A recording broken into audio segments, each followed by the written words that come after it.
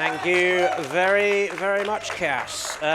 So welcome. This is Worms 2. I'm RuffledBricks. I am joined from the heavens by my wonderful commentator, Toby Trigger. Hello there, how you doing? I'm good. How are you? Right. So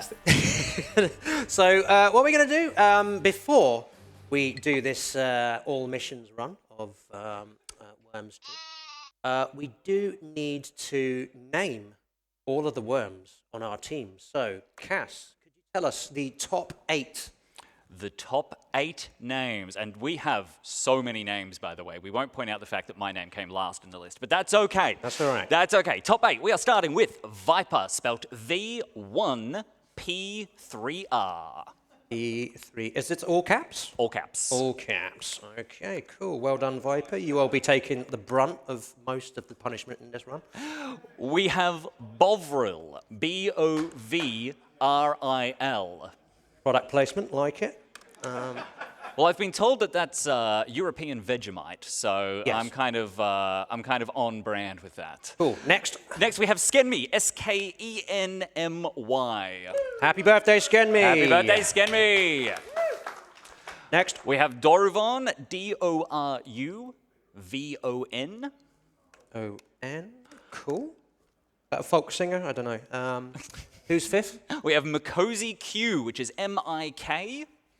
Yep. O-Z-I. Yep. Capital Q. Capital Q.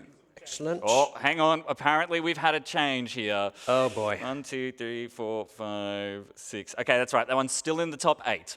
We have Roman with H-R-H-O-M-I-N. He normally has a 0 in his name. Is that... It does not have a 0 this time, but... Roman's been upgraded. Right. Next. And finally, we have... Finally? We got 2 more. Oh, fine. Wait, 1, 2, 3. Oh, sorry, HUDs. I am so sorry. We have HUDs 601. Yeah. Lowercase HUDs, uppercase 601. Awesome. And finally? Finally, we have DIA SD. D-I-A, capital S-D. SD. And we didn't have a team name incentive for this, so... There was not a team name incentive. Cass, would you like to choose a team name? Let's just call it ESA. Okay, cool. Keep it simple. And what was the language? So, we had a massive $250 donation come in at the last second. Oh, wow. From Sturk that says, French voices on a Swedish speedrun event? We can't have that. So we will be playing with the game in Swedish. There you go. All right. Well done. We've got a home team to play with. Excellent. Okay, so I'm going to start the run. One thing that I do before I start the run is just to set up this so that it flows better. I'm going to nip into the game very quickly, and I'm going to do what's called front-end manip. Basically, because this is an old game, the front end and the actual gameplay are on different windows, and it has a habit of minimizing in between missions. So what I've done will hopefully stop that from happening so that we can mash through. So with that in mind then, let's get the run started in 3, 2, 1. Off we go. Okay, so this is Worms 2. We're doing all 45 of the missions in one go. The object is to kill off all the enemy worms. Those are the ones with blue names. And we have to have at least one of our worms, those are the ones with red names, survive at the end of each mission in order to make it count. This first mission has what we call a B&G scheme, bazooka and grenades. So I'm going to switch to Doruvon here, and I am going to bounce a 4-second grenade over at Gibbering Fool here, and then jump off Solomon. That knocks this mine into Solomon there, which creates a bit of a crater at the bottom. The reason we do this is this manipulates Solomon into attacking Doruvon here with a bazooka, which will create a hole, which knocks himself in.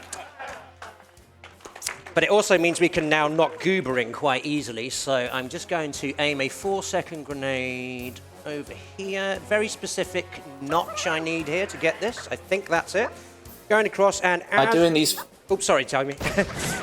So by doing these full power shots, we can guarantee we get the same shot every time. Yes, exactly. And we did a jump knock there. Basically, when you jump beyond the full damage threshold, your worm slides. And as you can see, that's very helpful. And we got the reason we have the front end slightly higher up on the background there is because it means that our cursor spawns directly over the start mission thing.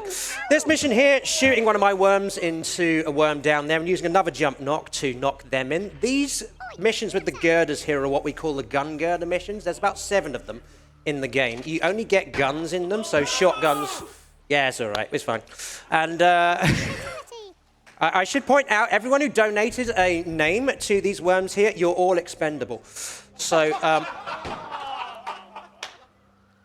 by changing the background layer, oh, yeah. Ruffled is able to line up a shot using these background lines. If you look subtly in the background, there's now background lines compared to the normal layer you use. But we have to default for the normal layer for the background stars and leaves to use them for certain timings.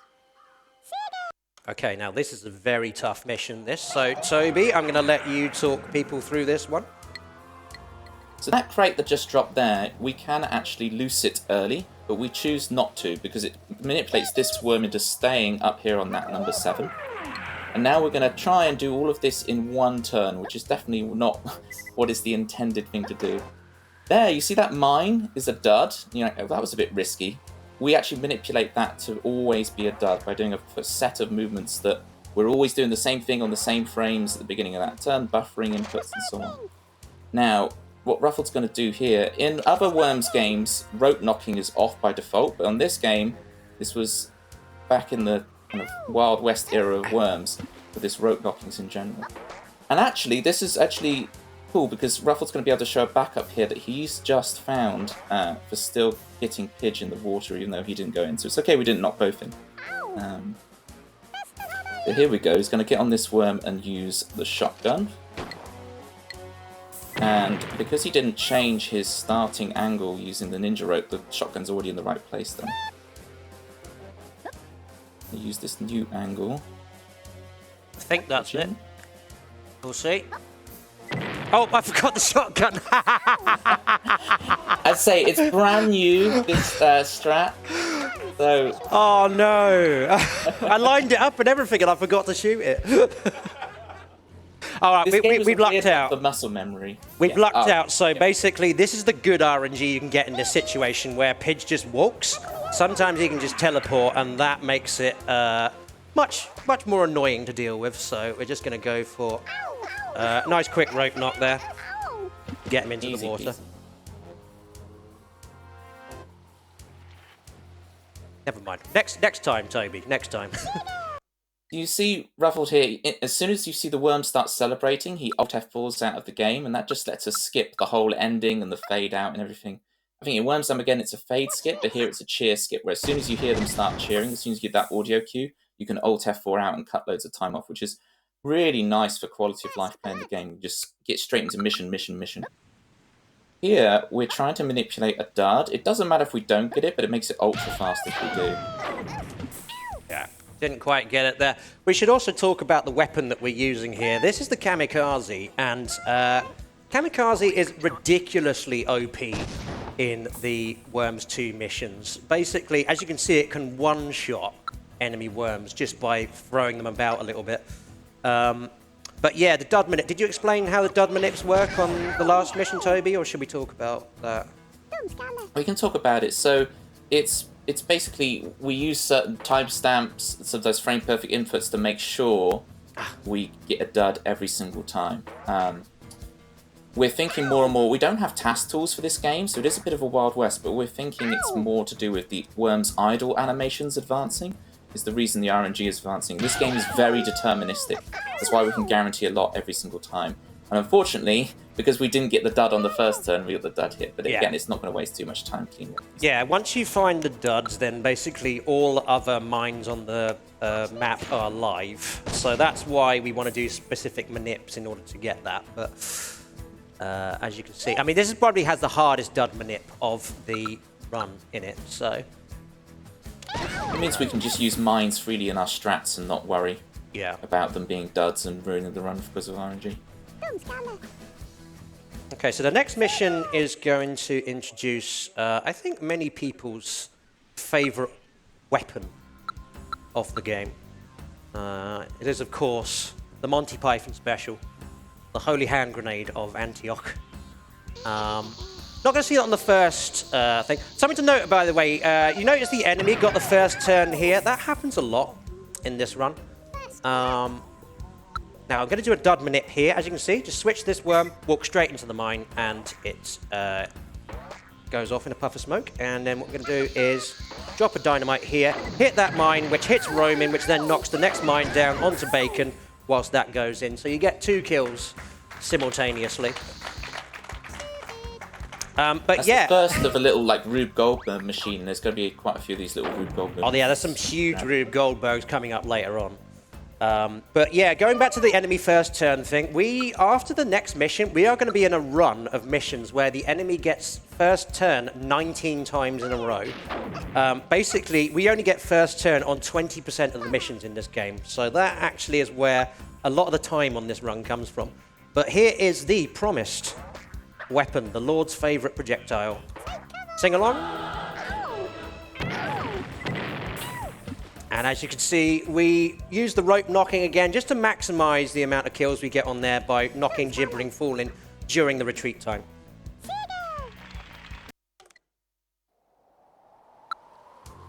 So Ruffled is going to hyper-focus here because this is a very specific timing we have to get on this shot. He's tabbed at certain times. Oh, fantastic. Can we get a round of applause for that, getting that straight away? That shot is very, very tight. There's only a few frames that work. That Uzi, specifically, the Uzi spreads are so finicky.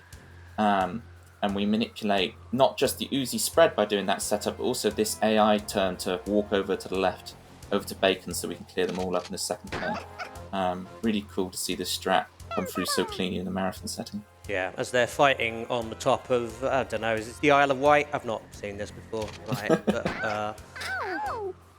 but yeah, this is going to manipulate this worm here into walking to the left, which should put them in the perfect position for us to now be able to kill the remaining 2 worms with 2 shotgun shots. They're going to jump over. For most weapons in the game, you use it once and that's it, but the shotgun, you get 2 shots within a turn. Oh, just. There we go. Just. Makes this level so incredibly fast to what it used to be. It's amazing. Yeah, that's the real bro force right there. Right. That's Mad Black with excellent routing. Sorry, go on. Yes, yes. So this is the first of what we like to call the sausage maps. As you can see, Team 17 was so proud of this map, they put it in the game 3 times. Now, this is another shopper mission. We don't have any weapons to start with on this one, so we just have to get our weapons from crates. And we're manipulating the crates so that we get a specific crate drop. It's going to happen in the middle on the, after this enemy worm turn. It will give us an airstrike, and that will enable us to get a good kill on the worm in a minute. Now the game is pretty much on a kind of pixel grid, so we can line up shots. So this dynamite here is going to walk off Goober and do a number of steps forward and a number of steps forward again. Check the visual cue, and we should be able to get 1, 2. Using our own worm as a weapon there within the explosion. And the worms fly really far. Again, it's all part of the Team 17 showing off all the custom settings you can do with the weapons editor in the missions. So the missions have slightly different rules than what you'd expect in normal multiplayer, unless you mess around with the insane weapons options that are in the game. The Ruffled's going to collect the aforementioned crate here. It's going to have an airstrike in it. And again, we're going to use the retreat time to kill one of them and the airstrike to kill the other, which will just happen off screen. I can't see him, so I assume he's dead. He's on the bottom layer. Oh yeah, he landed right next to him, I think. Oh no, there he is. He's still alive. He's doing it on the left side, yeah. Oh no. It's a dud, don't worry. Okay, we got 100. That's fine. Yeah. Yeah, because you see the death animations here take 5 seconds, so we want to minimize them and plot as many worms as we can in the water as possible. Okay, so this one we're going to do entirely with kamikazes, if we can help it, and one AI manip that we need to set up on the first 2 turns. The first thing we're going to do is we're going to switch to Bovril, and we are going to move to the left. And we're going to do a cami at 56 seconds after a vertical jump like that. If we've got this right, this should manipulate Solomon into firing a bazooka at Skenme. You'll notice that the wind is half an arrow to the right there. The wind gauge is in the bottom right if you've not seen it. So this shot is exactly what we want. We're then going to do another cami, this time on Bacon. We're going to do this at 57 seconds. And again, Wind gauges are really nice for knowing that we've got the correct manipulation. yeah, so now, if we've done this right, Gibbering Fool will kill off himself for us. And that crate is a good sign, usually, because that means we actually should get the quickest outcome here. Should being the operative word. And there we go. Oh, fantastic. Really good. So normally you plant a dynamite down, you have to wait 5 seconds, he flies off the map. But that's when you get the crate, you get the right frame, then it's just straight bazooka, quick kill from the AI. And notice And there, we we have just worms broke the cameraman there. Like, we flung 2 enemy worms in different directions, and they had no idea where to look. The kamikaze's going to come in clutch again on this mission. Yeah, you'll notice this one is a cavern mission, so we can't actually go outside the area that is shown here. So we're actually going to try and knock sticks out of bounds. Oh dear. Okay, still got it. I accidentally turned the wrong way there, so I was worried. No, no, unfortunately we did not get it. Okay, let's try that again. That's hubris for you, everyone. All right, while we're trying that shot again, Cass, have you got anything you'd like to say to fill some time? We have so much love coming through for you, Ruffled. We've got $10 from Toby Trigger saying Ruffled is a superstar speedrunner, and great to see him on these big stages. Keep up the incredible work. And he actually wanted to name a worm after you, Ruffled. Toby, I'm right here. tried You don't need to pay money to tell me that, you know. We've also got $15 from Roman that says RuffledBricks is not just incredible skilled at playing worms, but also has a remarkable talent for running nothing. Literally nothing. It is truly a joy to see when he speedruns nothing. Much love to you and the great community. There we are, just dropping a grenade there and then rope knocking the 2 enemy worms into the hole that we just created. So good in this game that you can use the ninja rope in the retreat time, so you can do things like knocking those worms in the water within that same turn. You get about 5 seconds retreat time. Yeah, you have to set up the rope before you drop the weapon though. But yeah. Right, this is our first artillery mission in the game. None of the worms can actually walk or jump on this one. And Toby, if you want to talk about this timing. Yeah, so we're going to tab to this worm. So we use tab to select worms. Not every mission you can do that. But here we are tabbing specifically at 54 seconds, that last one, to advance the RNG in the correct way. The full power shot, the consistency at that angle. And we pile all those worms together whilst knocking one worm into the water. And that should allow us to get all the worms in the next turn. It is, I don't know how often we get it, 50% of the time, maybe 40% of the time we kill all the worms. It's an easy cleanup though. Oh, so right. Let's pray here for RNG this following cluster bomb. Yeah, so we're just going to aim this down, a couple of notches up. I think that's it. I might have over-notched there, but let's see.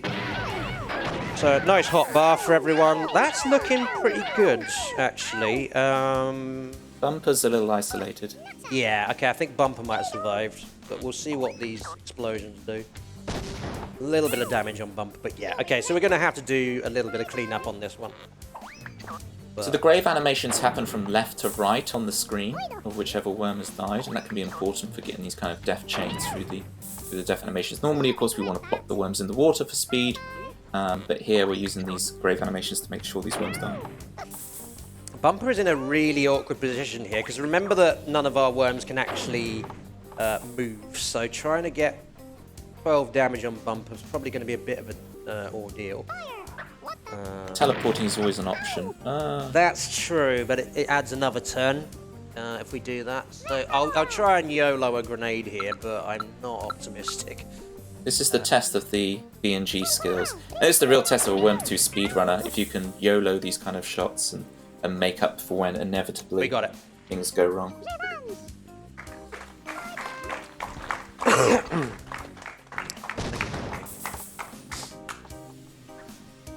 Okay, so this next one is quite elaborate. We're starting with another dud manip. And this is the mission where we actually discovered dud manips were a thing, that we could consistently get a dud on a first turn every single time. It's very cool. Yeah, I noticed Ruffles turn on the background layers, ready for lining up certain shots. Yeah. There's another level that's quite on rails. We're using specific timestamps on each turn. And it's the last turn where you can save a couple of seconds if you're really quick again. Hitting the last turn together. We use this mine as a marker to jump off to make sure we're in the exact same pixel each time. And then 38 seconds for the power bazooka. Knocks those two in on the left. And it looks good to me. I can see. Yeah, it's another... So basically what this is going to do is Raptor here is now going to walk to the right. Going to stand on Mikozi's head and throw a grenade at Dia. No, it's a bazooka, isn't it, actually? Yeah, fire a bazooka down at Dia, and if that goes correctly, Dia should be pitted. And that's just part of the puzzle that we're setting up here. The reason this mission can go so fast as this low island is because we're creating these holes down into the water for worms, rather than the grave animations. It saves huge amounts of time when you add up 5 seconds for each worm. We just tap bazooka here. The tap doesn't matter, which is great. It just saves a bit more time. We don't have to fully charge the shot.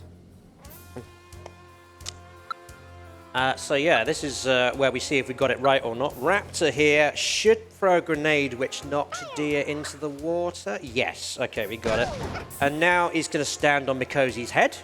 And because of that, what we can do is switch to Mikozi, jump off like that to get Raptor off, throw a 1-second grenade over at Scrut, and jump into the mine to knock Raptor into the water at the same time. It makes for so many cool looking strategies, the fact we can use our own worms to kind of jump into mines and use them as projectiles to knock other worms after we've taken shots. Yeah. Gun Girders 2 here. This is, I would say, the second easiest Gun Girders mission, wouldn't you agree, Toby? I would, but you can never be complacent with Worms 2. Well, we'll talk... Always one false move can use you minutes of time in this game. We'll talk about the easiest one later on, of course. Yeah, so this one, you don't really need any too specific shots on this, which is what makes it one of the easier ones. First one we're going to use Bovril for. We're going to fire a shotgun just down on Sheridan here to get them into the water, like so. And then for the second turn here, or second shot rather, we're now going to aim at Chegwin and get them onto Wiener like that, and then jump down there to knock Pidge into the water, like so. And it's very important here that Bovril, or pretty important that Bovril survives, because we want HUD 601 to survive on this mission, at least for a little while. And basically the way that the CPU works in this is they tend to try and prioritize targets that are the nearest to them. So by having Bovril survive there, that gave them a target there so that they don't aim at HUDs. And that's because HUDs is in the perfect position to deal with these two worms. That's why we want him to survive. It is by no means a reflection of him as a person. And then down we go, knocking him into Newson like that. That's what you get. We used the Uzi there. Uzi's one of the quickest weapons to use in the game, so you could use a shotgun there, but Uzi's just faster. Right, this one. Now Ruffled's scrolling up to the top right of the screen here and making sure he releases this crate.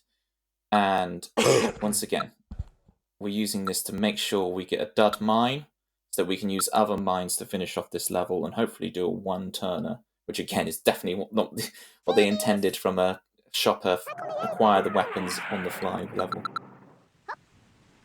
So jumping over here, and this dud, very satisfying when you get the fizz of that dud. And these 3 worms here, we're going to try and rope knock all of these in. Sets up that. It's okay if they don't go in initially, because we have plenty of ropes.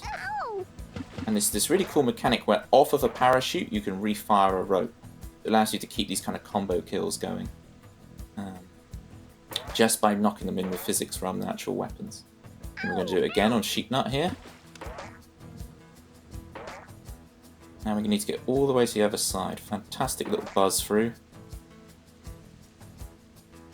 Fantastic. We're going to use the dynamite here. See if we can combo the rest of them in.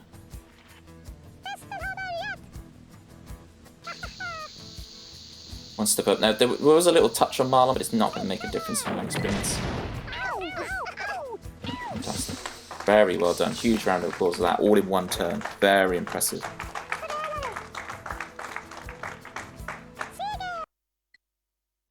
Yeah, that was pretty tough. This is the first introduction of the booby-trapped crates in Worms 2, which was a mechanic that was wisely, I think, removed from subsequent games. Using that booby trap there just sets the AI worm into the right place to do this little combo knock.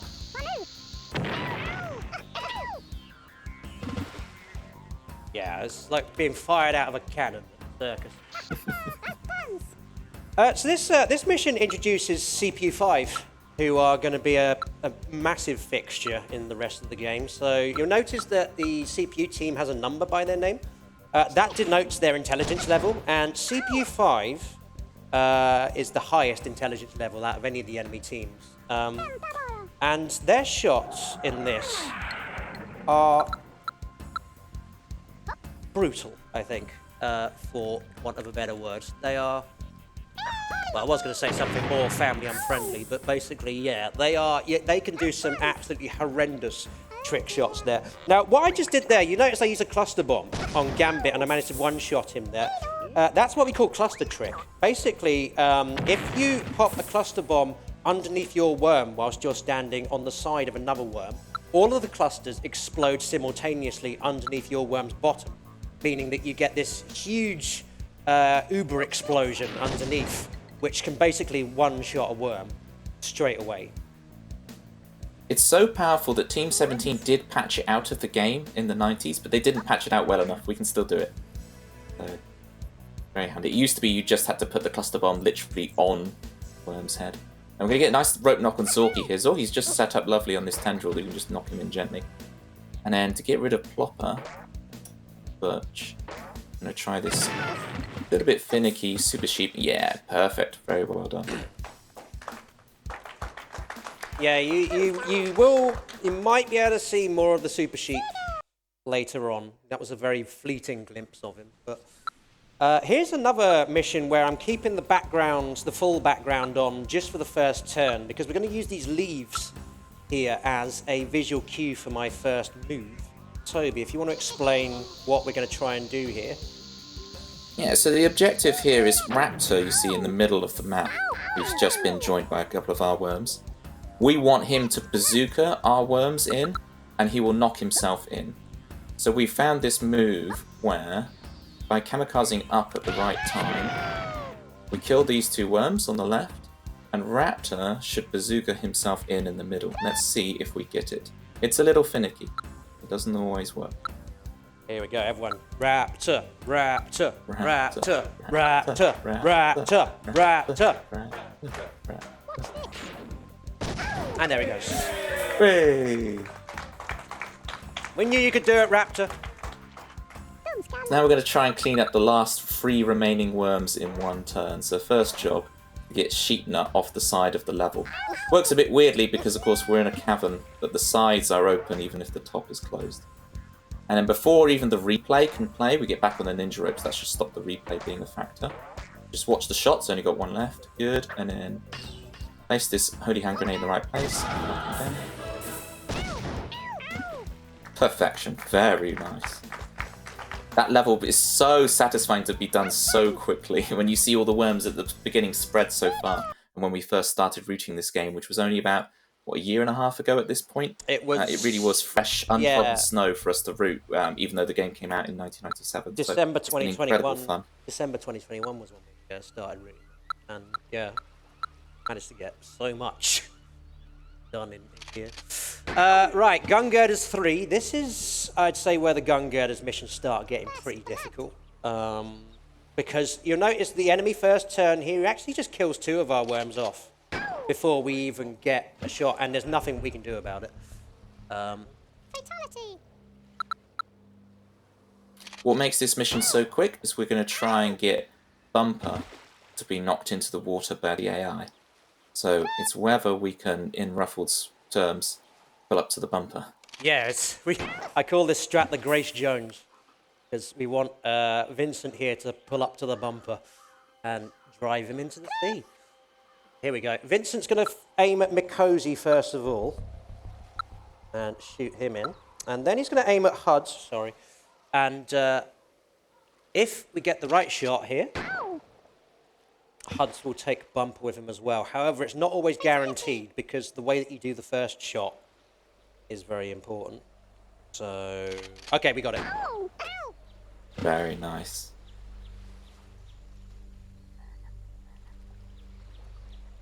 And then we're just going to finish off these 3 worms here.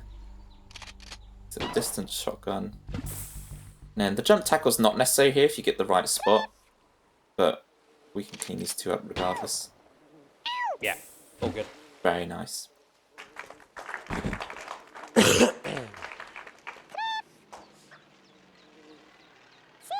It's been fun to see all the iterations of these levels come through over time, and now some of them are so quick to what they used to be. Incredible to see these new strategies just flowed through. Yeah, so this one's another shopper mission, and unlike some of the earlier ones, we can't do any rope knocks here for obvious reasons. So we're going to try and manipulate some certain actions from the enemies here. So we're going to try and get Mechanic to teleport. I've done that by teleporting Viper onto that first aid crate at 46 seconds. If we've got this right, Mechanic will teleport next to Viper. There we go. You can see tabbing, the timestamp, the XY position of your worms, the state of the terrain, all these things can affect the AI behavior. And we can make things very on rails for very good outcomes, which took forever to route, but it's amazing to see it come through. Yeah, so you notice there we managed to get Raptor and Scrut into the water with that kamikaze, and we also knocked Mechanic into the O with Marlon. And Marlon is now just going to skip go. And because of that, we can use the other weapon we got from a crate, which is a cluster bomb. We're just going to throw it down here. And it doesn't look like it's going to do that much damage on these, but we should get enough damage on Mechanic here, which will cause them to explode. And knocking Marlon into the water, like so. And it's followed by another shopper mission. Special delivery. It's the second sausage, and note that the crate is being dropped when it's in line with that sausage. Again, to manipulate worms to stay where they are so we can finish them off. Yeah, Gambit teleports if you don't do that, so... So once again, an unintended one-turner we can do here, so... We're going to knock that worm into the water, and now we're going to go collect this crate. It's worth retrying, especially in a marathon setting, to show off this strat. Definitely. Yeah, this. To be honest with you, it's like one turn or nothing, this mission, really. Like, because it just gets too fiddly if you... Otherwise. I think you do get 3 fire punches, not just the one, so we can clean up. But especially in a marathon setting, we want to see... It's 2. No. It's 2. There we go.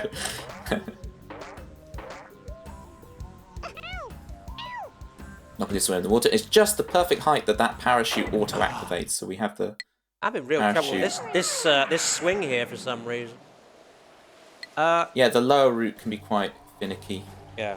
Cass, Just that mine do you want to throw in a donation while we're here? Absolutely, I do. I have a $20 donation from Doravan. no comment. They just wanted their name in the worms really badly. I don't know if they knew that they were expendable while doing that. We also have $20 from Skenme and $20 from HUDs, both going to naming one of the worms HUDs 601, which I almost missed by lack of refresh. Skenme says we need HUDs in there too, and HUD says, I would like to confirm that I do not and have never owned a jar of Bovril. Also, Roman would be angry if I didn't remind everyone to stay hydrated.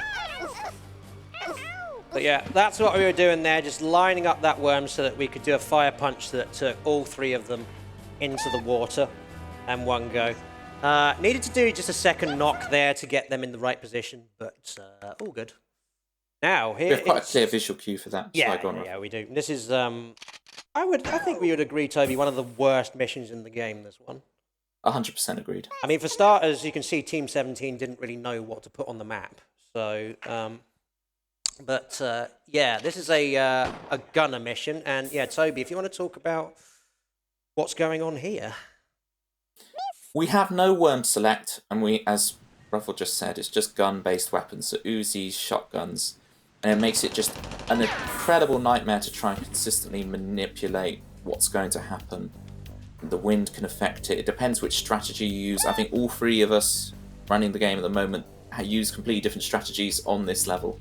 So there's been loads of iterations of this, and I can imagine there'll still be quite a few to come. Yeah, and what we're Ruffle doing... would be, I think you counting the crate bounces on this one, Ruffle? Nope. Nope, specific That's one of the timestamps others. for all the shots. Nice. That takes the pressure off counting crate bounces. So 36 seconds for this. Slightly early, but that's fine. And then 30... Oftentimes, because we think it's the idle animations that do it, we can be late in a second and the strap still works. Okay, got it. Yeah, nice. Reason we have to do these shots so specifically, by the way, is because the shotgun has a spread on these gun missions. And you can manipulate it by doing it at certain times, but it really makes these really awkward. Good thing, though, is that Mikosi has been shot into the water. The reason that's a good thing is because Sheepnut is now going to drop down onto this platform with Dia, which makes the rest of the mission considerably easier to do. You can change the spread values in the custom editor, but having them on these levels is highly frustrating to try and get consistent strats with. And there we are. Another thing to note, by the way, is the trajectory that the worms go when they get hit by a shotgun is quite weird. You'll notice they actually go with the direction of the shot, even though the explosion sort of suggests that they should fly off. And yeah, the recoil has changed. I think that's different in Worms Armageddon, but Worms 2. And you notice he did the old pulling the tablecloth off the table trick there, knocking Sheepnut in by accident. And that means we can now get a nice quick kill on Check's Note Mechanic. This mission so easily goes to chaos, so it's very cool to see it just smoothly ran through. Very well done. Yeah, just Dorovon left there to ensure that we get the victory. Okay, so this one looks like a gun girders mission. It's not. It's actually a shopper mission, and it's one of the easiest shopper missions in the game. We are going to just rope knock Plopper in first of all, just proving that nominative determinism is a thing. And then we only need one crate in order to be able to kill off the remaining worms, and that pretty much always comes at this point. It is a kamikaze crate. Bovril is going to just rope up here, grab that, and then we're going to rope across to Stavros. And because all these worms are in a straight line, we can just cami across like that. And because of the ninja rope angle, your cami is at a different angle than you expect, so you have to reset it down. And also what Ruffle did there is called a cami cancel, where by jumping, say with backspace, which is a straight vertical jump, and then immediately hitting the weapon, you don't even see the vertical jump that he's doing, but it cancels out the animation of those kind of F4 row weapons, Fire Punch, Dragon Ball, Kamikaze. And by cancelling that animation, you probably save about a second. Really nice little optimization. So you're about to watch one of the most annoying first turns from the enemy of the entire run. So Otis is about to drop a dynamite on Hud's head here. That kills off Huds and Bovril. And so 2 worms that we literally don't get to use in this mission. But now, going for a specific manip here.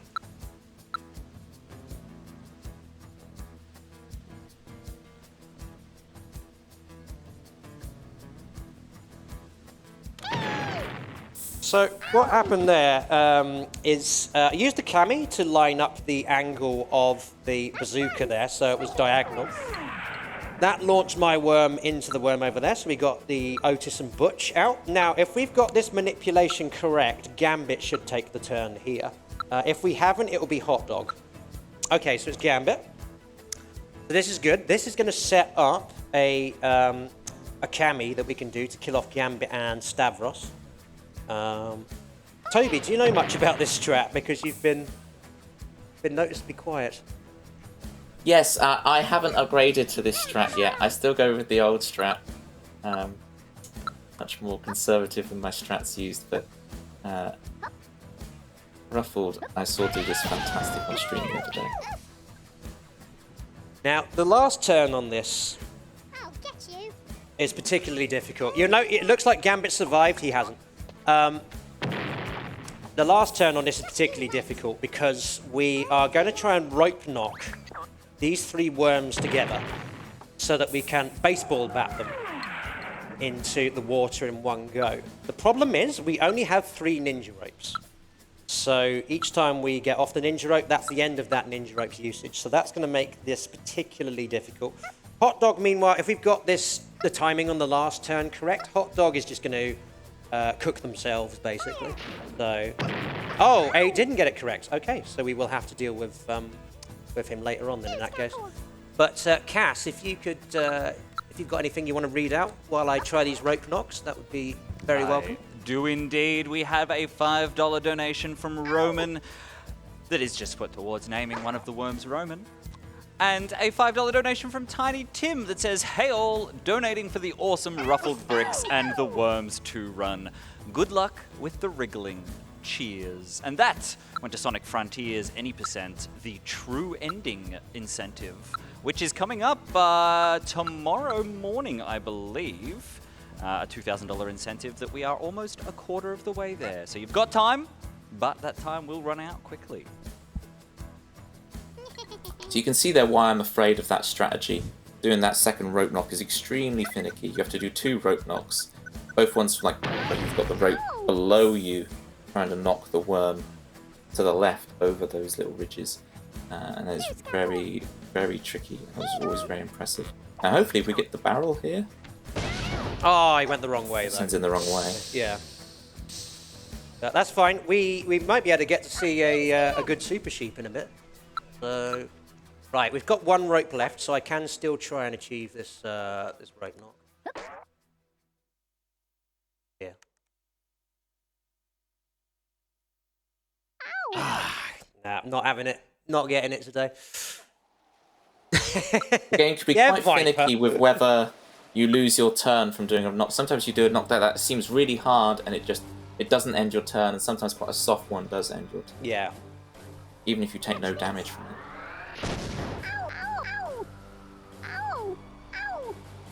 Well, Cass, if you've got anything more you would like to read, then now would be a good time.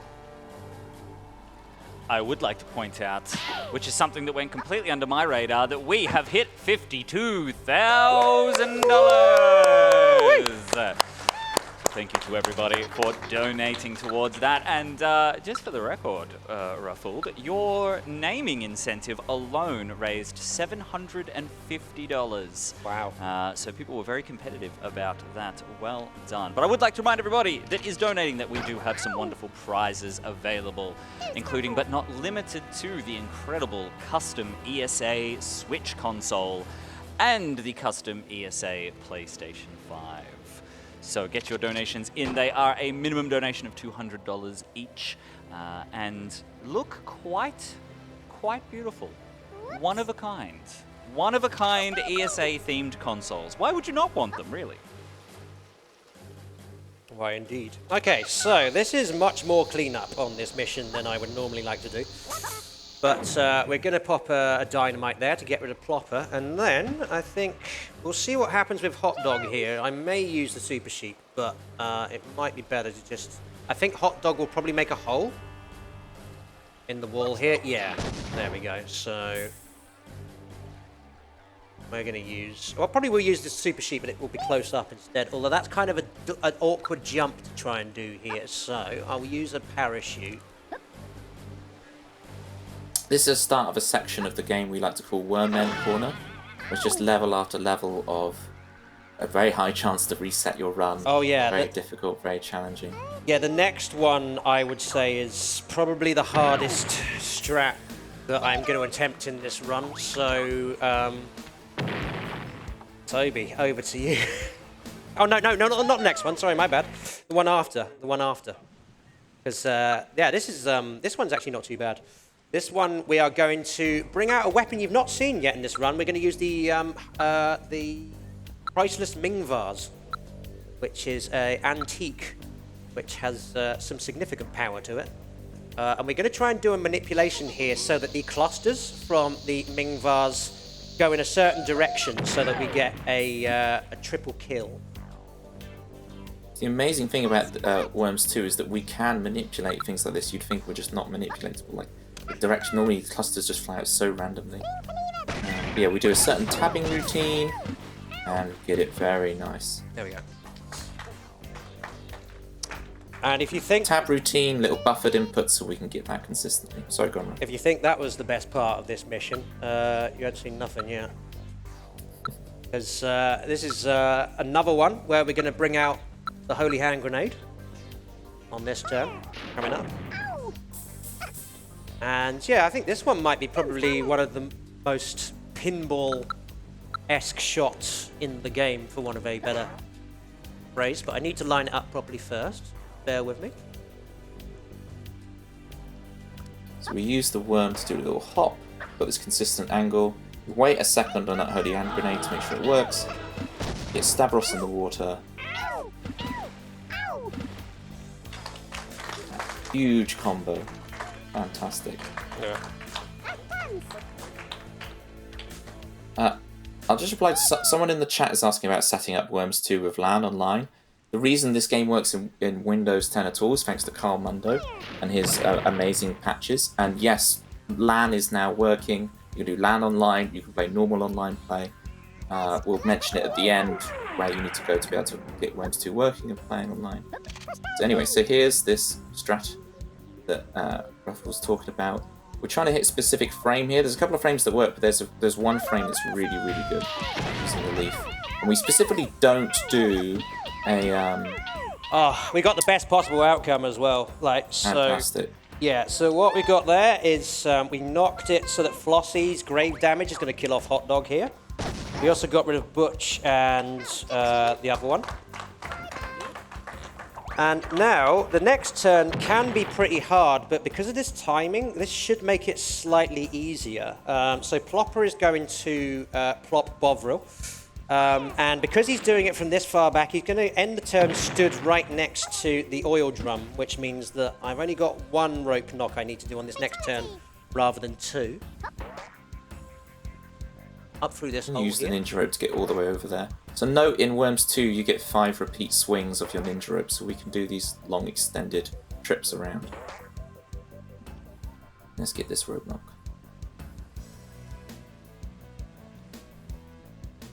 There we go. Very nice. It always used to be the left side of the level was an issue.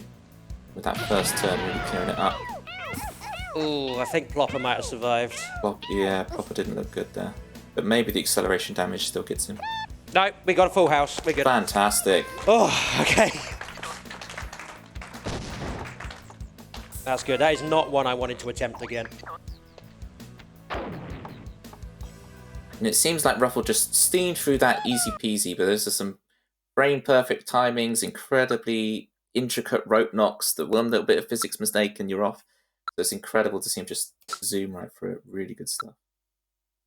So this one, yeah, so as Toby said earlier, we're into basically run killer central in this section. So from the last mission, 23, up until mission 31, it is pretty much wall-to-wall run killers. Like, so many things can happen in these missions that can cause you to just hemorrhage time in this run. Speaking of which, this first knock here is pivotal. This is also gentle, and what we're trying to do is make sure our sub-pixel position stays aligned for this next shot. See, and that's why we're having to so gently hit them, and sometimes that can go wrong doing that, or the enemy worm can intercept your worm in the air. Yeah. Yeah, we're trying to make sure we reset our pixel position, or maintain a pixel position, depending on which version of the strat you're doing, they're all very similar, much of a muchness. Yeah, if it's too gentle, then Gambit lands on Viper's head, and that ends the turn prematurely. If it's too hard, then Gambit ends up knocking, is it Roman? Or no, it's Plopper out of position, and that ruins the whole move that we're about to try and do. Here we go again. Let's see if we can get that Goldilocks power on this rope knock.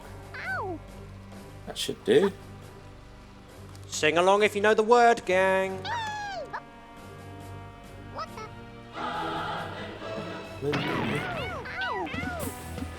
There we go. So yeah, quadruple kill there with that holy hand grenade. We used to get a quint kill on this right side, but actually divvying up the worms 4-2-2, I think it is, over the turns, is actually quicker than doing 5-1-2. Was that the kamikaze route?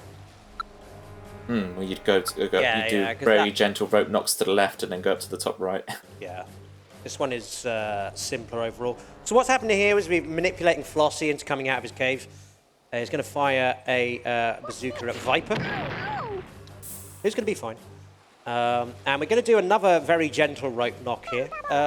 If we don't get it right, we can redo it. So this one is less pressure, but we need to get Flossie into a specific position here.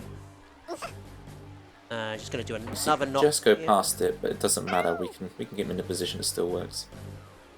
And then kamikaze up like that, so that we also get Otis into the water. Because those kamikaze just going through the air, and not after a certain amount of time, the kamikaze will just explode. But because it's not going through any terrain, it can go for really far across the map until it really explodes. Because it's not touching any terrain, but as soon as it touches that terrain, it explodes. So we can use very long, extended kamikaze shots, going beyond the range in normal play you'd think the kamikaze would. Speaking of, there's going to be another kamikaze here. Yep. I've forgotten this parachute many times. Yeah, I've messed this parachute up many. You start the jump and then you just kind of like, wasn't I supposed to do something here? So, but yeah, there we are. Kamikaze to get those last two into the water. Especially if you're buffering that jump input. So for the first time in ages, gang, we get a first turn. And we're going to use it to teleport over to Zorky here. Done that at 34 seconds. We're hoping this shot from Gambit gets a dud mine here by knocking Skenme into it. So let's see what happens. Okay, not a dud, but that's fine. That's fine. We might still be okay.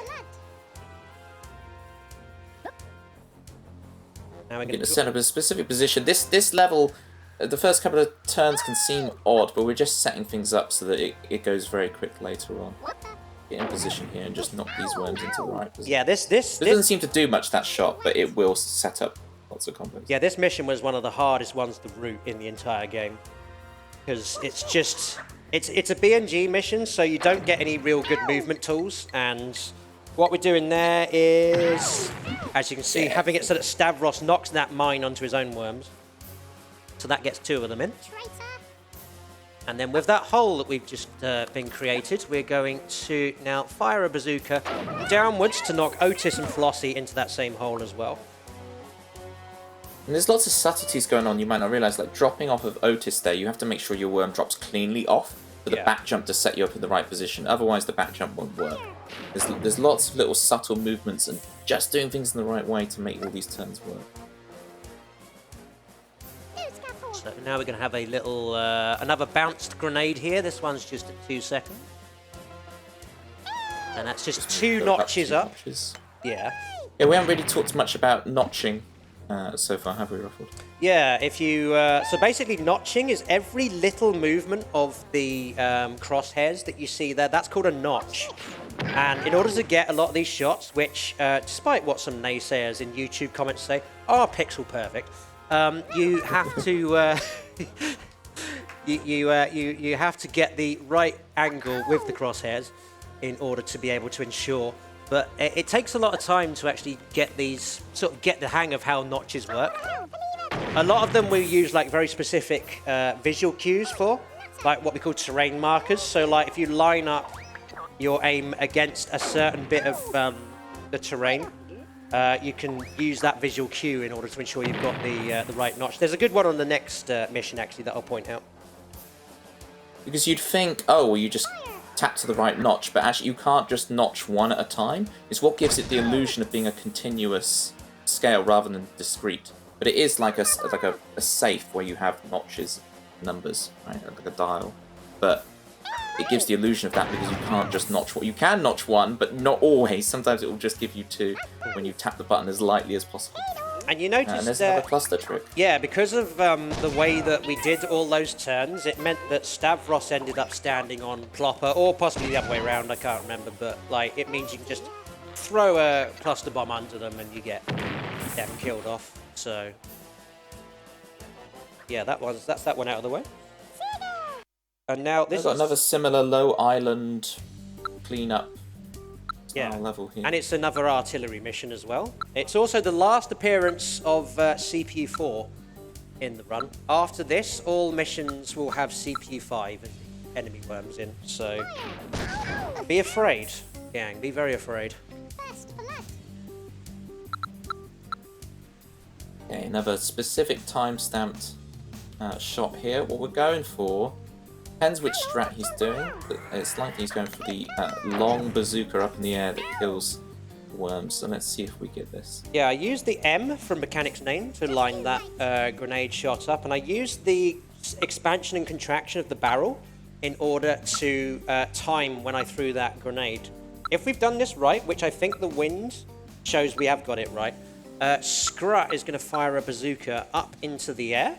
It's supposed to hit Mikosi, but instead it hits them. However, it didn't actually get them into the water, which is what we wanted. So I didn't quite get the timing right on that. But we do have a backup for this. Oh yeah, it'll be one extra turn, I think, but it's fine. It's not a huge time loss. I always find frustrating. This is one of those where the backup is you have to tap up exactly one notch. So it can be a little finicky. So you can go past it and you have to readjust. Oh, is that right? I don't even know what the backup here is. I just kill the kill the worms as the backup, as far as I'm. Okay, turn right, up one notch, tap Zook, and you'll kill him with the grave animation. Got ya. But here, this is the terrain mark I was on about. We're using the hand of this grandfather clock to line up this 4-second grenade here, which will then launch Marlon and Ozzy into this pit here. Had we got the manip right on the previous turn, they'd already be in the water now, but it's okay. You want to talk about Raptor Lock, by the way, Toby? Yeah, so there's a couple examples of this in the game. Most have been rooted out, but Raptor can still get you. Where if your worm and Raptor are aligned in a certain way, the AI just doesn't know what to do.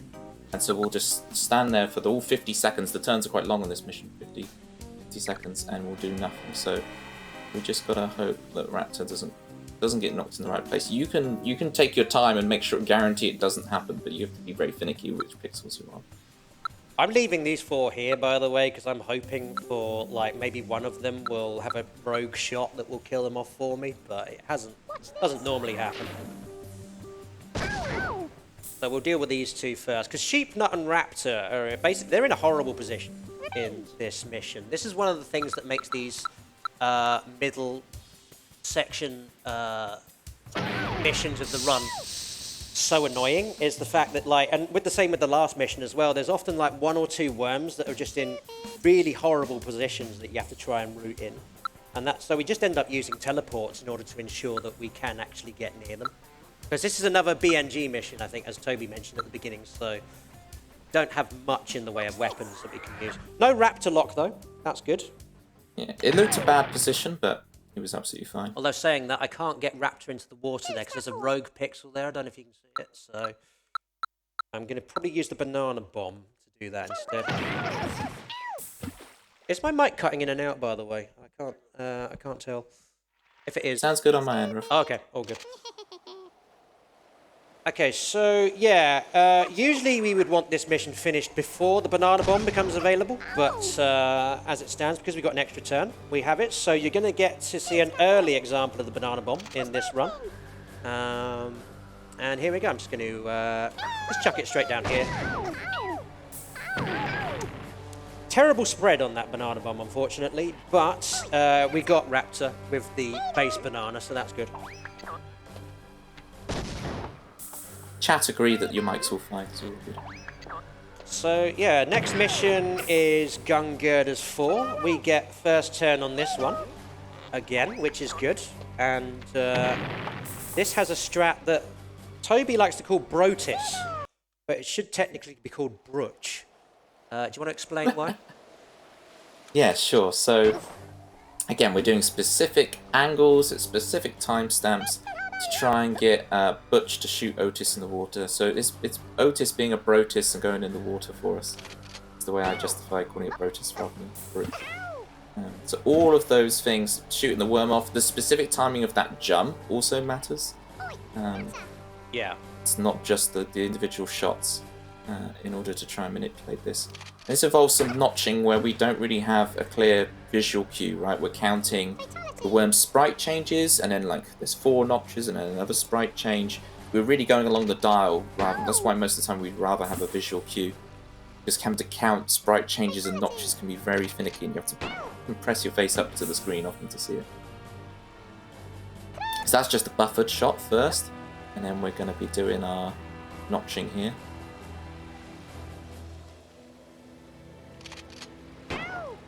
I think we're slightly too early on that one, but we'll see. So, yeah, here's Butch. Because Butch is a certain height up, there's only one of our worms you can aim at the moment, which is Doravon. However, Otis is in the way. Right, so we're not going to get Brotis, unfortunately, because he knocked Bovril out of position. So Bovril is now within his field that he can fire a shot at. Had that not happened, he would have continued shooting at Doravon, and there's a chance that he would have hit Otis in the process as well. Instead, we're going to have to do some cleanup. It's quite nice in some of these levels that the worms that are really high up on these girders can't actually aim down at you. Really nice backups, especially when you're first learning the game and trying to do runs. Yeah, this game, as you can tell already, is pretty deadly to making any tiny mistake. Yeah, technically they should be able to aim down, because you noticed we, in an earlier mission, aimed lower than what they were able to, but for some reason the CPU just doesn't seem to be programmed that way in these, so there's a sort of certain cut-off plane under which they can't aim. Now, because of the shotgun spread, I'm assuming you're going to go for a long-distance Uzi here. No, I'm going to teleport, because we are completely exposed here, so instead I'm going to teleport too low for Otis to actually be able to shoot us. This should result in a skip go. Yeah, cool. So instead, we can just use a shotgun, get Otis into the water like that.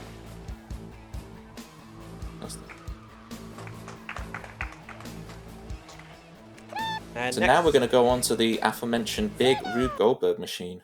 Yeah. And we'll have some time for some donations towards the end of this one, just FYI. But first, let's talk about how this was another horrendous one to root. Because this... But the first real good strat we found for this was to literally do nothing. To wait and manipulate sudden death to come.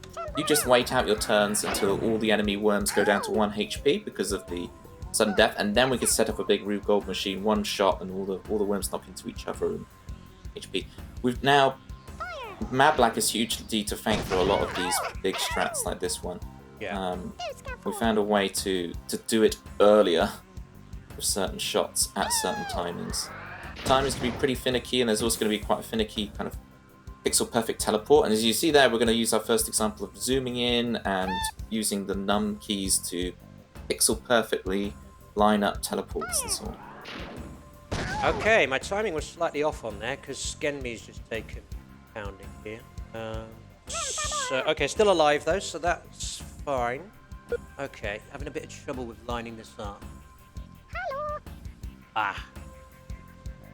Well, I'm late. We're a couple of seconds late on that because the cursor kept going out of the window, which I'm not used to. So we'll see what happens here as a result.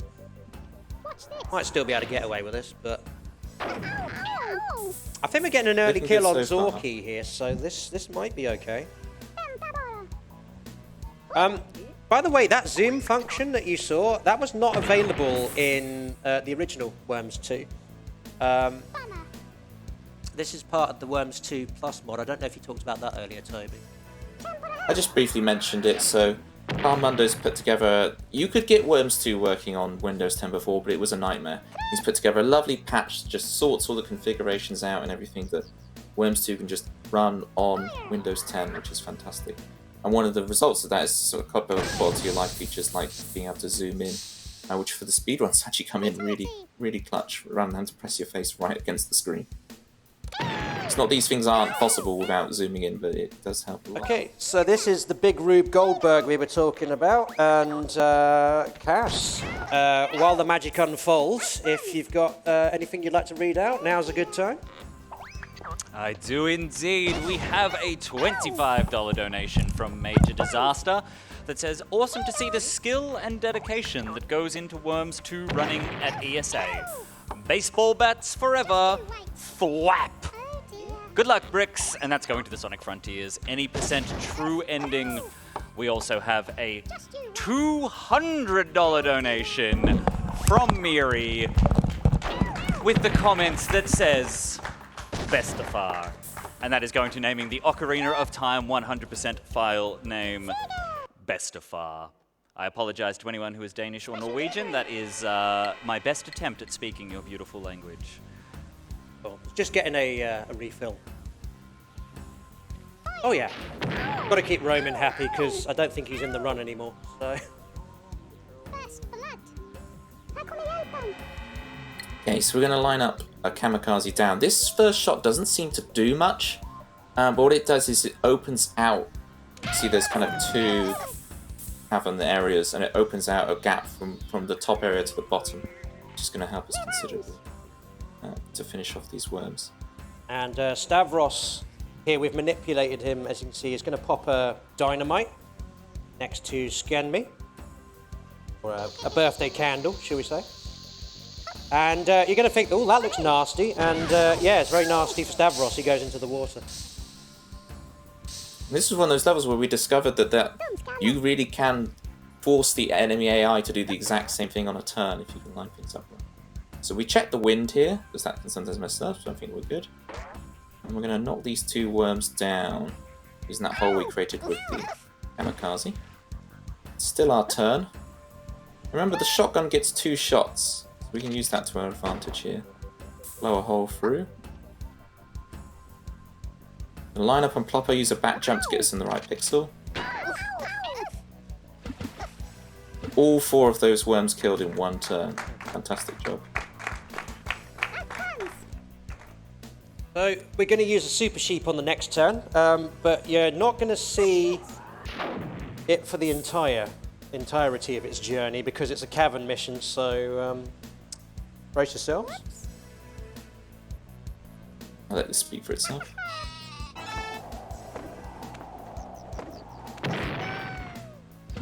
As you can see there, we guide the sheep out of bounds there because to get it up to hit Hot Dog there. Because it goes out of bounds, the camera can't follow, so you just get that little arrow with the number of pixels that it's outside of the screen on as your guide. So that is technically blindfolded sheeping. And that's pretty swag, because you can just rope over and kamikaze there, but it's probably a second or 2 quicker to do the Super Sheep, but it is quicker, but still pretty swag to do that in a run, very impressive. So now we're going to try and finish off these 2, going to rope him in position. I agree with a little extra distance, and then So you hit him out of the park. And you see one of them nice. skimmed as well. I don't know if you saw the arrow over there, but they skimmed off the water, which isn't quite as quick, but it's fine. It's so cool when they design this game to have things like worms skimming on the water and the how many pixels off the screen it is with an arrow. There's so many little features that you could play so many hours of casual play and not see that these things are built into the game. It's a fantastic engine to play on. Here's another horrendous... This is one of the other really long, annoying first AI turns. Yeah, but also this mission is the longest in the entire game. So Toby, I'm going to let you take the reins of this one if you don't mind. Brilliant. So here we're doing this little dynamite shot that again we're going to try and open out a gap to the water early to help us with future shots with this one. In the right position, 42 seconds. That's looking good. We should have 48 health left if it's done right. Yeah. Looking good. And it depends which order. Are you doing the upwards cami first or the HHG? I'm going to do the cami on the second turn, yeah. So here we're going to try and line up the two worms on the right. Do a cami. One of them will be a grave animation, and the other we're planning to prick through this little hole we've just made here. Well, we've just made, the AI's made for us, but they always make it for us. Spoilers. Interrupting over. Oh yeah. So we've got 5 repeat swings. We're going to use them. Let's see if we can do this. Well, it's That pretty should good. be fine. I think. Yeah, if it touches those pixels. Gosh. And yeah, So one in the Zorky water. takes full damage there, as you can see. So, and you're about to see that Plopper learnt nothing from Stavros in the last mission. Yeah. How do you think this is going to end? There is a very small chance that I've had him survive that shot before. A couple of times. It's very off. Very I'm at that. Sometimes he does a bazooka, but like, yeah. So now, with this one, I'll try not to spoil this shot, but I do want to draw your attention to the top right of the screen on this shot. I want you to look at the top right. You see there's like a truck and a worm on that. That's what where you're gonna want to look. See how cool this shot is.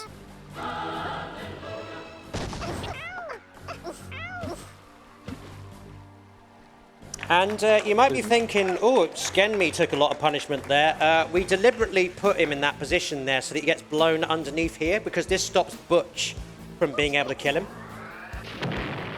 This is incredibly cool. I haven't seen this strat before. Yeah, Mablak found a retreat basically that enables you to get blown under there. It's not as fast as if you survive the Butch bazooka, but it's more reliable, more marathon safe. Keeping these strats hidden, I see. No, they're in the Discord, Toby.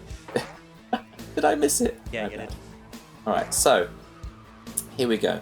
We're going to do one of the hardest rope knocks on the game here. It's very finicky to get Hot Dog in the water. And he's in. Fantastic. It's so easy to just underdo that shot because you want to survive and Hot Dog doesn't go in. There we go, and there's the mini bars.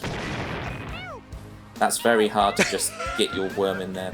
Oh, wow. We even got a plop on Butch as well. Like that's the first time I've ever had that.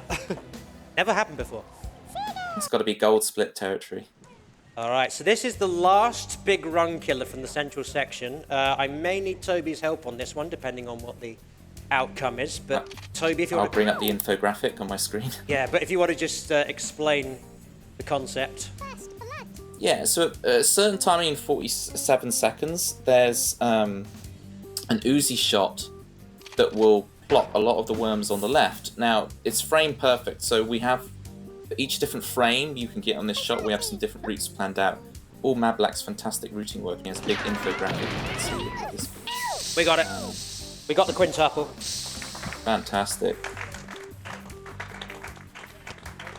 So I don't need the... I know what to do on this turn now. Fantastic. That's good. Of course, this one's the big diamond. I call it the eye because you can see a consistent pattern in the girder that got destroyed. Got him. Knock these two in the water. Yeah, that was a specific timing on that Uzi shot again. It's supposed to be 26 seconds. I was actually slightly early there, but we still got both the bottom worms. And again, Plopper, as you can see, has that issue of not being able to shoot underneath a certain plane. So, because of that.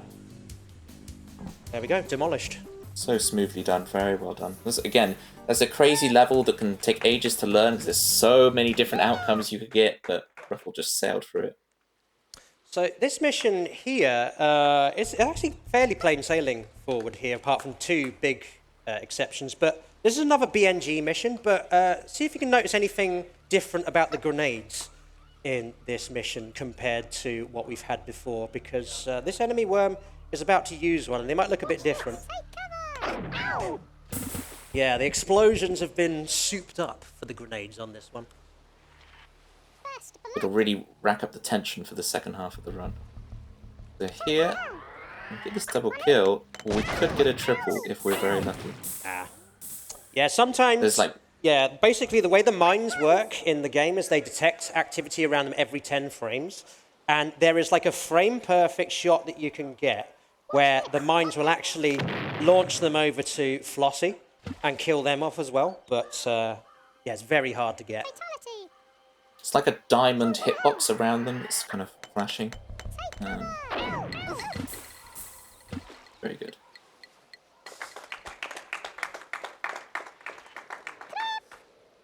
And then just Flossie left to deal with. And it's fine. We've got a shot we can use to get them as well.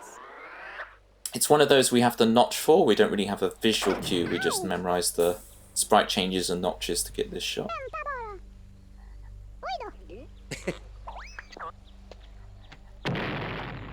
So yeah, Roman is going to do the honors here.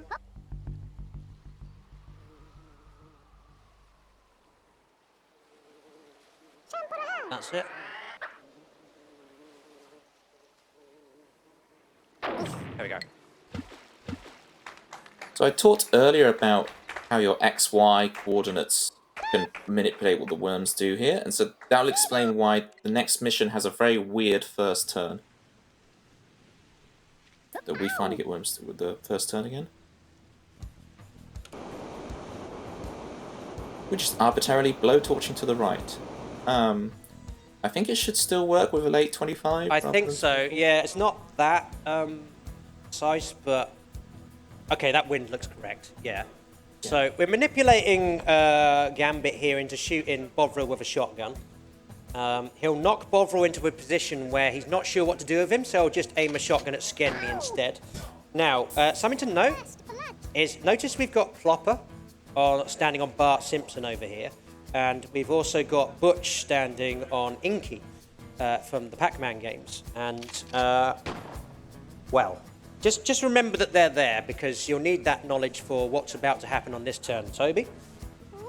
Yeah, so not only has that put all the worms in the right position, it's also set up a little shotgun hole there that we can reset our subpixel position on later on to make sure this big shot coming up works. First we're going to knock Otis down, and then we're going to need to climb back up. Very nice. And this game is really good for showing, the run itself is really good for showing off all the weapons in the game. So here is the old woman weapon. Reset our subpixel position. And we're going to get into position ready for the old one.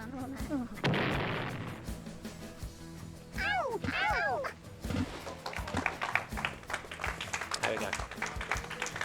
Hitting worms off the left, off the right, from the middle. I think that is one of the best shots that Matt Black found in the game, that one. It's one of those things where it's like, how does he do it? Like... And then, because of Viper's position, that's manipulated Stavros into moving over here, which means we can just do a quick cami to get them into the water. Nice. But notice he has to turn left for that to work. If you turn right, it doesn't work. So there's lots of little movements he's extra doing that you don't even realise, right? He has to do that kamikaze whilst he's facing the left.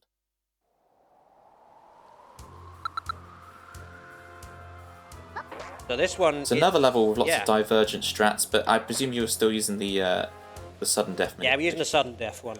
Yes. So we're going to be purposely waiting out to the last second of each turn, so we can get sudden death at the end. And when sudden death kicks in, all the worms go down to 1 HP, and we should be able to combo off the remaining worms. But it's not always guaranteed that you get sudden death, and we don't still quite know why. The game sometimes gives you sudden death and sometimes doesn't. Whether it's timestamps or worm idle animations or just an RNG factor. The sudden death can be tricky on certain levels. Some levels, sudden death always comes at the same time, but here, sudden death can be variable. And we're going to use a glitch on this next turn here, if you want to talk about that one, Toby. Yeah, so the ninja rope can't aim below. It can aim a little bit below the horizon, but not much. But the bazooka can. So there, we aimed bazooka, we jumped in the air, and whilst in the air, we selected the ninja rope, and before hitting the ground or the cursor of the ninja rope appearing in the game, we fire the ninja rope. We fire the ninja rope directly downwards. It just helps us guarantee. For some reason, doing that movement just guarantees these outcomes come out the way we want them, rather than our worms moving to certain XY coordinates.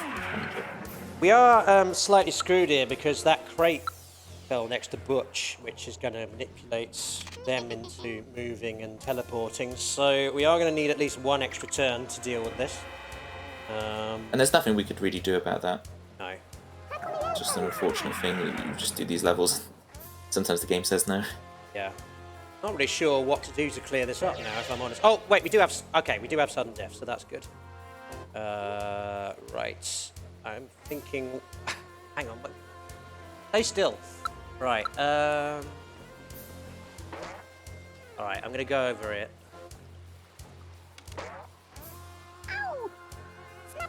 Do a quick bazooka on these two. And good, right. None of them landed too close to Bovril, so that's good. You'll regret that. And then that means we can, whichever one of these worms survives, we can just use a super sheep on Plopper. So, okay, we're fine. Should be alright.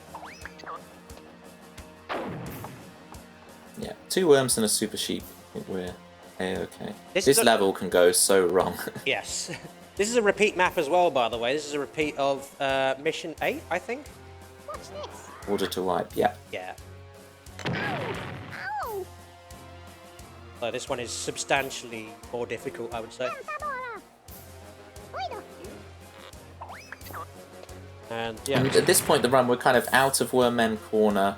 This levels are still tricky, but the nature of the game kind of changes later on. There's a lot more sudden deaths and shorter missions where the game tries to scare you. Oh yeah, this is the thing. We'll talk about that a bit when we get to those. But yeah, the way that Team 17 tries to make the later missions more intimidating is actually really good for speedrunning. This one, on the other hand, though, is this is a shopper mission, and this is the hardest shopper mission in the entire game, I would say. So, Toby, I'm just going to concentrate on this. Yeah, so we're trying to collect, you see there's one worm's teleported to the right there. We're trying to collect one more over there, teleported to certain positions, and we're going to be doing some quite on-rails movement. Perfect outcomes, you can get this in a couple of turns, it's really great, but more often than not, you have to improvise to finish off a worm, but some really cool shots coming up in this. Get this teleport first. It's really nice, the AI helping us out and teleporting into positions where we can get down. So here's that really specific movement. It's really tight. You're having to look at the worm's animation cycle to make sure you hit jump at the exact right time. And then we flinch just in case. Very good. So that can often be a booby trap. Instead, it contained a homing airstrike, which is a Worms 2 exclusive weapon, which is really nice that the run shows off a couple of the things that are really exclusive to Worms 2, and one of them being that homing cluster bomb. Homing airstrike weapon, sorry.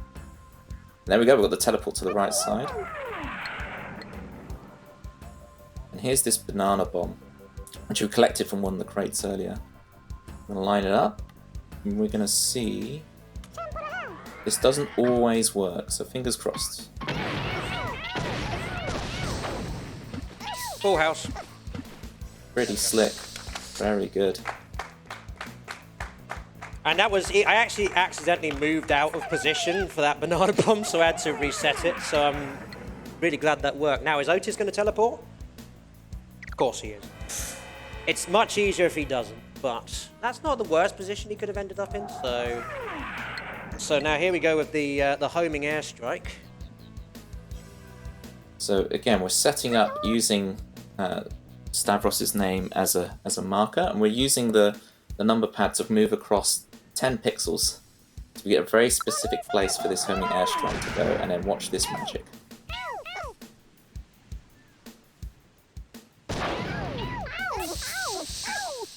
It's not looking as magic as I would have liked it to be on this occasion.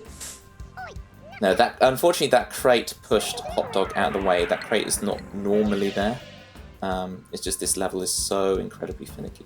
Sudden Death has started, but we've not gone down to 1 HP. On this Sudden Death, it's just the water rising. This level is probably the hardest level in the game casually. It's very, very difficult to complete. But because we've done what we've done, we've got plenty of time to finish off these last worms. We may need to collect some weapons on the site to do it. And there are booby trap crates in play. Fingers crossed we can collect what we need without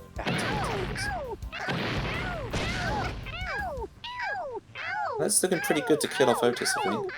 We're out of weapons now, though, is the problem. So, okay, nah, Bovril hasn't survived either. So, and the big problem is, because none of the crates have been booby trapped yet, it's very likely that the next weapon crate we grab is going to be. So, cross your fingers, everybody. Yeah, we need the next weapon crate we get to be live. Not live, sorry. To not be a booby trap.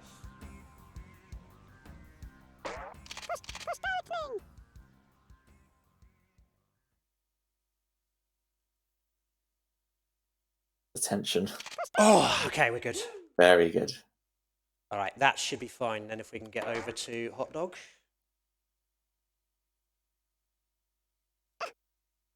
Ropes we got 2. Okay, that's fine. Just need to make sure that we survive here.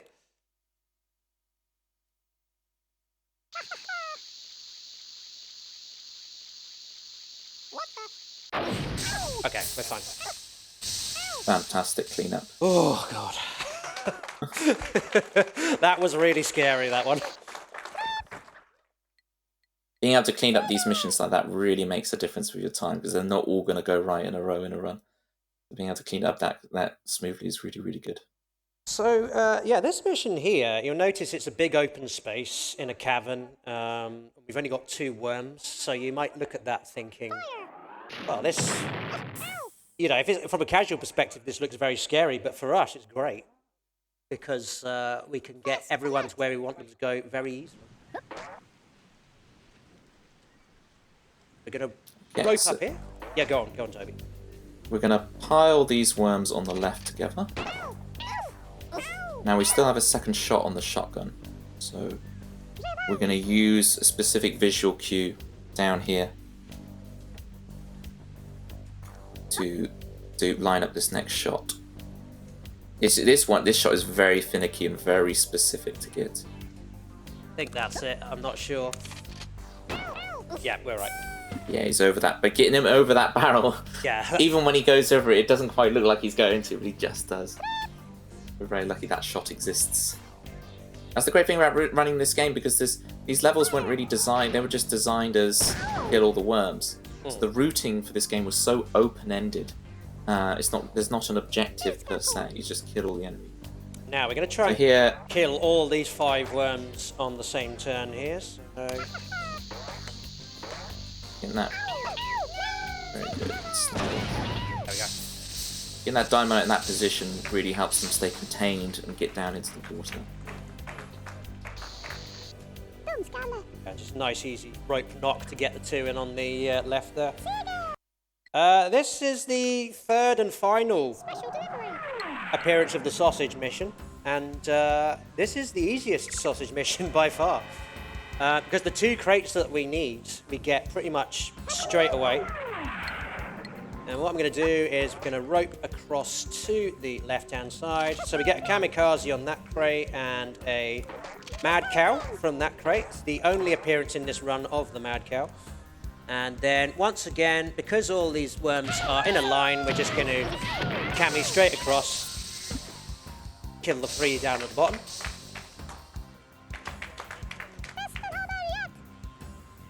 Very rarely you can get a survivor Ooh, straggler there, but okay, so Gambit is probably going to go for this crate. It had better not be something he can use, because... So this crate is generally pretty random, depending on what time you finish. Okay, he's too far away to use that, so we should be okay. Yeah. Because the enemy, as you've seen, no doubt, throughout this run, can use dynamite, but there's only a certain length that they are willing to walk during a turn, and that we were too far out. So we just now use the cow to launch Gambit into the water, like so. normally we face left there to make sure our cow comes out left. We were already facing the right direction, and Ruff very astutely made sure the cow was going to come out the right direction off of the ninja rope. And it's cool to see the mad cow. Okay, so here we've got this amazing one-turner, right? So we're going to knock Plopper in the water. Good. I'm going to get out another rope knock here. Notice the time in the bottom left. This is very tight on the time. The top.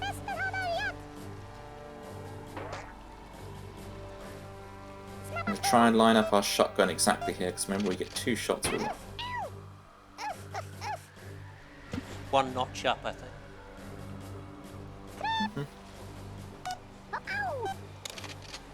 Got it. Oh, fantastic. That is hard as nails, and Ruffled make it look so easy. So yeah, we'd line ourselves up and do this very long shotgun shot on that level. There's no spread on that level, so we can get that every time. It's Now, fantastic. at this point, you'll notice that sudden death kicks in at the beginning of every remaining mission, which means that all of the enemies and all of our worms have 1 health. Again, that makes this really good from a speedrunning perspective, but not just... Oh, also, you get a free kill on Hot Dog there as well. That's a nice little CPU 5 fail there, of the kind you don't get that often. Now, doing this Uzi here, because they've only got 1 health, managed to get 3 of the enemy worms in 1 shot. There, like so. We don't need to be quite so time efficient on our shots at this point. And it's partly, I think, because you know how Toby said that the idle animations are what help advance the RNG early on in the run? Because all of the worms have got 1 HP, you'll notice their animation is just them huffing and puffing, which means they have no idle animations. So because of that, that doesn't advance the RNG, which means we don't need to worry quite so much about specific timestamps. We also, as you might have noticed there, got a free kill on Butch as well, just by getting that Uzi in on the previous turn. Now we're going to do 2 more specifically notched shotguns. You can use visual cues, it's very hard. It's probably easy to notch these. Ah, okay, that's fine. I'm going to drop down to get Flossie with a little grave animation. Cleaning up Stavros is not too much of a bother. Yeah, you notice those 2 girders. They look like they're sort of parallel, like an equal sign there, but the bottom one is slightly leftward of the other, so you can just drop down and use the grave damage to kill them off.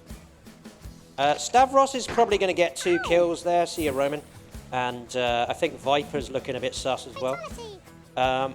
But this is fine. We've still got 2 worms we can use to kill them off. So yeah, there goes Viper. And I'm going to use the waves here to line up my backup Uzi here. And there you go, straight down like that. So, we should talk a little bit about the lore of this game, because not a lot of people know that there is lore to Worms 2. Yeah, there is a story. Yes. So the missions don't have titles, but they have passwords. If you put all the passwords together, then you actually get the story of Worms 2. We've got another big Rube Goldberg machine on this mission coming up. So we'll use that to go through the lore. So gather around, children. First, we've got to get a specifically timed bazooka shot out of the way, though.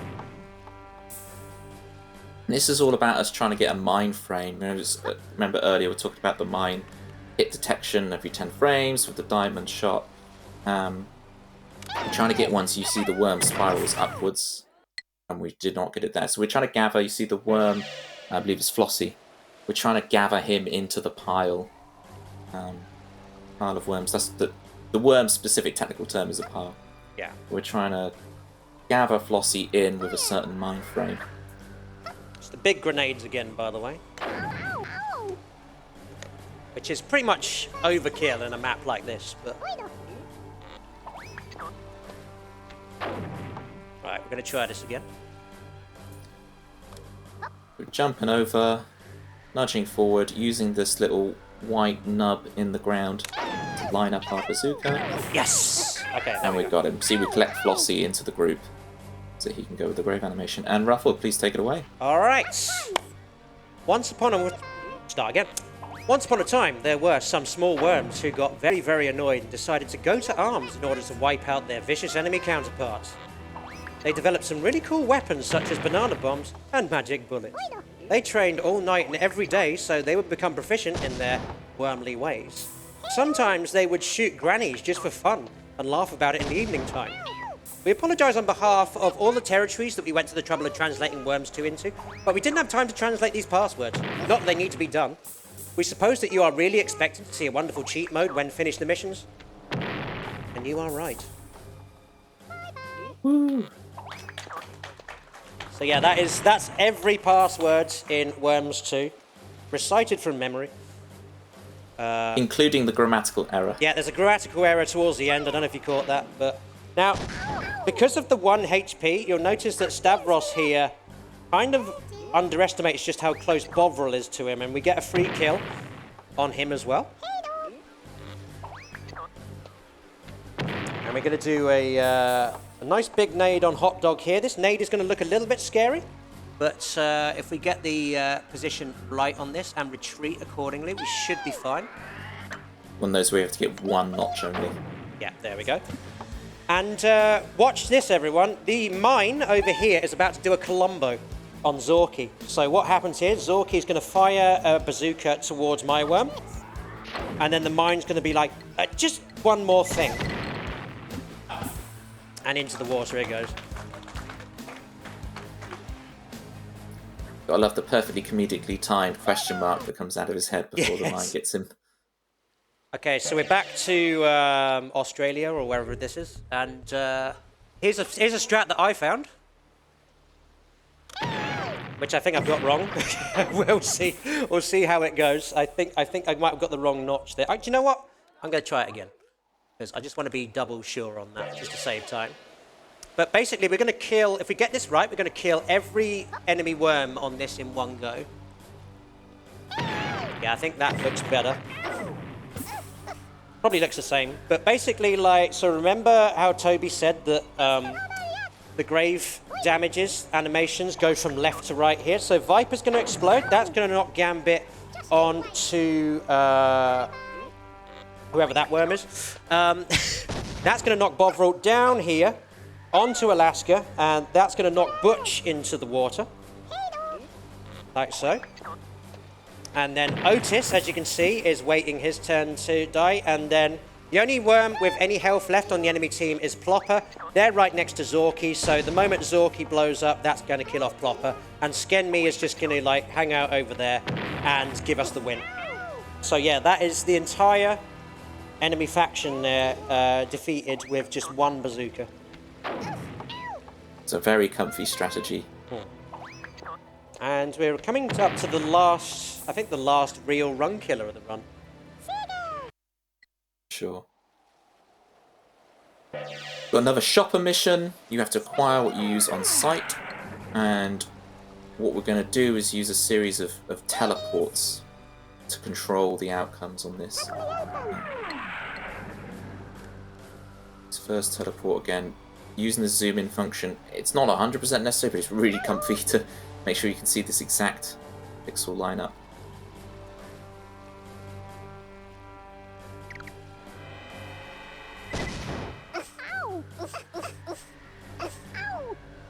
That looks good. Yeah. Going to do another one of those on the next turn, and this one we have to do significantly quicker because we have to do this at 13 seconds. The next mission also has a bunch of these where you're having to make sure you're in the exact right position to do the teleport, so it doesn't seem hard, but it's getting there in time. Ah. I'm having some technical issues with the mouse here, so. Special delivery. Cass, would you mind covering for a couple of turns here with anything you'd like to read out? No one ever asks me to just talk for the sake of it anymore, Ruffled. I love this. We have a $20 donation from Half-Foot Worm that says, donating a little extra for a legendary run. And that goes to an upcoming bonus game incentive we have for Sonic Adventure DX. The Battle Boss Rush All Stories mode. So thank you, Half-Foot Worm, for that.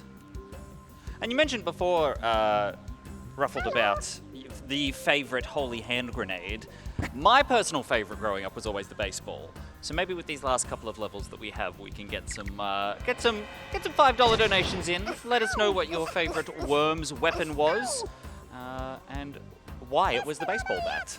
I thought you were going to say then, if you donate enough, you're going to force me to use the baseball bat, which... Will that actually work? Can I do that? No, you can't. A little bit more cover if you wouldn't mind, Cass. No, absolutely. I can let everybody know about some upcoming incentives that we have. Like I mentioned, we do have that bonus game coming in for those of you who are Sonic fans. The only thing I know about Sonic fans is they can't get enough of Sonic. So let's get that. That's a $5,000 incentive to extend our Sonic block just that little bit longer. We do also have file name choices coming up for the Legend of Zelda Ocarina of Time 100% glitchless run by Smorgy. We've got quite a few options for that. We do, of course, have Lonk, Ripe Fart, Who Dis, Zelda, and Bestafar. Okay. So notice how on each turn in this mission, the water level is rising. And we're using that to kind of get all the worms down there. Use that water level to our advantage. Yeah, and now the last turn, because Flossie Skip Go, we're going to use the most devastating move in all of Wormsing, the Skip Go. I'll put my $5 in later for Skip Go as the favourite weapon. I'm going to put Surrender down. Okay, so more sort of specific teleports are going to be happening in this one. And we're only really going to be using one weapon to kill the enemy worms off here, which is Dynamite. First two turns, though, are just going to be to just force certain AI manipulations. So, Toby, if you want to talk us through. Yeah, because it doesn't look like oftentimes we're making much progress when we're doing these teleports, but we're making sure worms later on the enemy team teleport into certain positions, gather up into certain piles. That means we can get them on the water cleanly.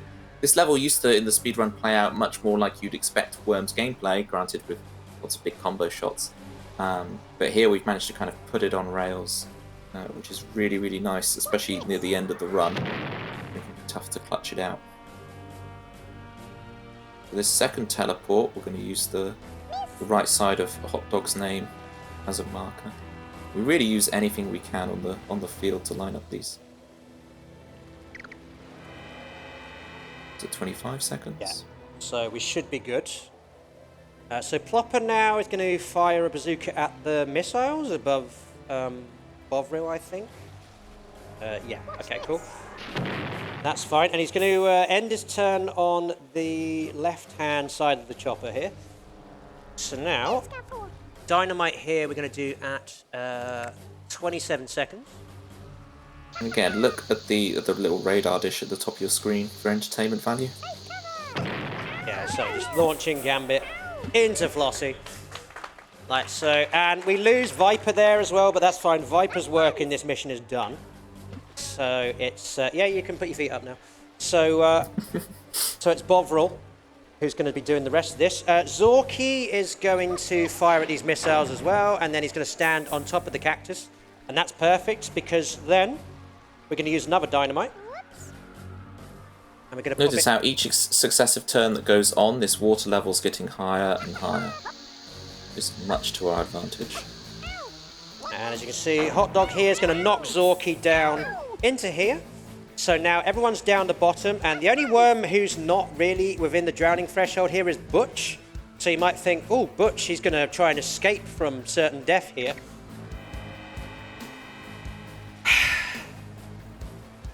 Wants to join his friends. Yeah. Sometimes all you can do is join the gang.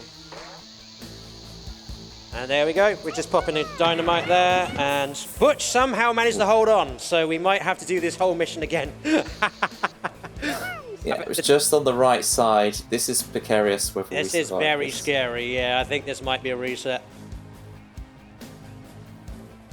Watch this. Ow, Oh! Wow. Wow. You have no idea how lucky that is.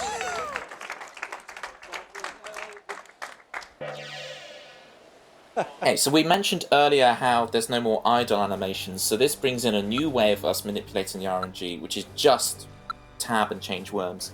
So we've got 3 worms in this level, and we're going to use the worm we start on, but instead we're going to arbitrarily tab 9 times to get the right AI outcome once again.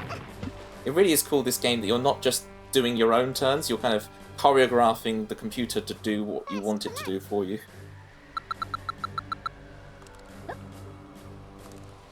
That.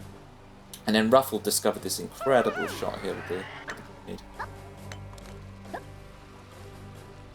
Hitting onto a specific pixel. Not only are those all knocked in, that also got Plopper as well. Yeah. Because we got the big grenades in this, Plopper gets killed as well. And the reason we did the 9 tabs at the beginning is because Stavros is a fiendishly difficult worm to kill off in this mission. Unless you get him to kill himself. So here, Stavros is going to switch. You notice the wind is 1 to the right, and that means that he's going to hit himself as he knocks Genmi in. So we don't need to worry about Stavros anymore. And now it's just Bovril versus Gambit and Flossie. And we're going to use another tactical teleport here, just to get Bovril into a better position. Because there's not much he can do here. And teleporting right next to Flossie, which you might think, well, that seems like a suicide pact, and it is. Because Gambit is going to try and hit us, and instead, once again, he's going to hit himself. So that just leaves Flossie for us to kill off, and we're going to do that with a bazooka underneath. Like so. And the next mission is the last one of the run. It's a blink and you miss it strat, and Toby found it. So Toby, if you want to explain this one. Sure, we're going to switch worms, and we're going to try and set off some fireworks with these barrels by using an Uzi at a specific notch. Doesn't actually matter what time you get it at. That takes... Ooh. We have to hit the specific notch. It can be a bit difficult to tell if you're on this right notch because there's no visual cue. You just have to feel that where that notch is. Perfect. When you hear the 3 explosions, you know, got it. Little jump tackle.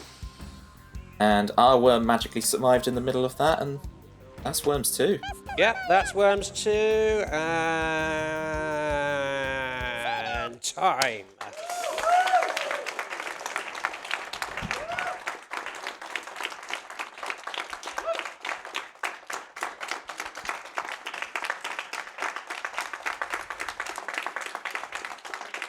So, yeah, that's it. That is Worms 2, all missions in 1 hour, 44 minutes and 6 seconds, which is not a time that I am disappointed in at all.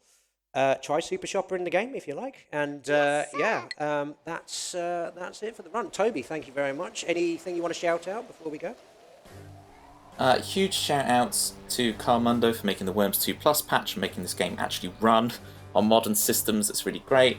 If you join the Worms 2 Discord, we can help you get set up with like online play, technical troubleshooting. He's just released a patch that has loads of new languages in the game, so it's really exciting time to be part of Worms 2. And do you want to shout out the Worms speedrunning Discord? Yeah, if you're interested in the speedrunning of Worms games, either as a player or a viewer, then the Worms speedrunning Discord is a good place to join. And yeah, shout out to Matt Black and Toby Tricker, who helped with the routing of this run considerably. Thank you very much to ESA for having me. Thank you to everyone who donated for the Worms names and the Swedish voice bank trans rights. And over to you, Cash.